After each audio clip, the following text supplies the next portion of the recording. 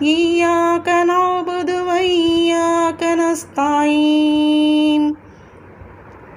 உன்னையே வணங்குகிறோம், உன்னிடமே உதவி கோருகிறோம். நாம் ஒவ்வொரு தொழுகையிலையும் அல்லாஹ் தாலாவுக்கு இப்படி வாக்கு கொடுக்குறோம். உன்னையே வணங்குகிறோம், உன்னிடமே உதவி தேடுகிறோம். இஹ்தினஸ் ஸிராத்தல் முஸ்தகீம்.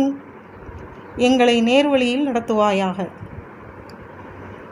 ஸிராத்தல்லதீன அன்அம்த அலைஹிம் கைரில் மக்லூபி அலைஹிம் வலல்லாலீன்.